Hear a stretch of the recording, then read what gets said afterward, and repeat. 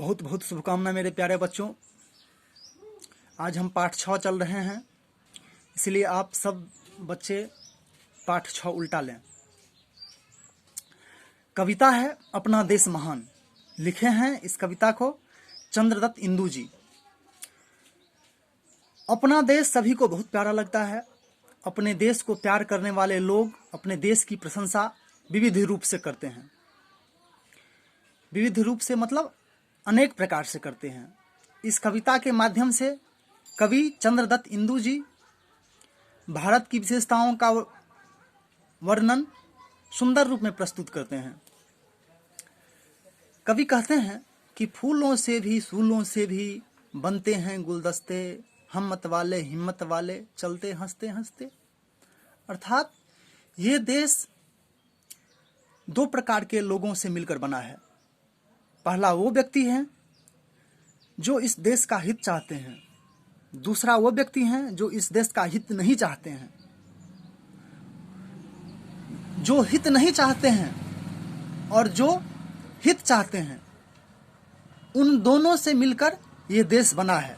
अर्थात वे दोनों लोग यहाँ रहते हैं, फिर भी हम सभी के पास हिम्मत है और हम मदमस्त होकर हंसकर साथ साथ चलते हैं।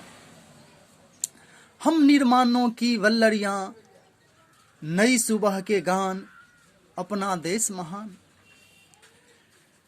इस पंक्ति में कवि कहते हैं कि वृक्ष का निर्माण जब होता है तो उसका प्रारंभिक है उसकी वल्लरी। अर्थात वल्लरी का कई अर्थ होता है, लेकिन हम यहाँ कहेंगे मंजरी। अर्थात जो फूल लगते हैं किसी पादप में उसको मंजरी बोलते हैं।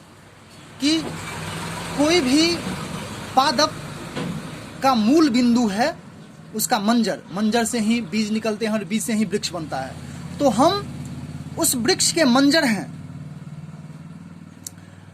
और किसी भी भाषा का जब प्रारंभ होता है तो उसकी प्रारंभिक बिंदु है उसका शब्द। गान का अर्थ यहाँ शब्द। तो अर्थात हम विश्व में अग्रणी हैं, विश्व में हम अग्रणी हैं, अर्थात कि मूल बिंदु हैं हम विश्व के। अपना देश महान है। आगे कवि कहते हैं कि हिम की बेटी नदियां धोती, अपनी माँ का आंचल, प्यास बुझाते सागर जन्मे, श्याम सलोने बादल। हिम की बेटी नदियां धोती अर्थात हिम पिघलकर नदियां बनती है। पहाड़ों पर जो हिम आच्छादित है वही पिघलकर नदी में जल आती है। वो जल हमारे धरती माँ का आंचल धोती है, अर्थात खेतों की सिंचाई करती है। प्यास बुझाते सागर जन्मे, श्याम सलोने बादल। अर्थात कि इस धरती का प्यास बुझाने के लिए सागर से बादल का निर्माण होता है, और जो देखने में बहुत ही मनोहर लगते हैं। सलोने का मतलब मनोहर। बासंती मलयज के झोंके, घाटी के तूफान, अपना देश महान।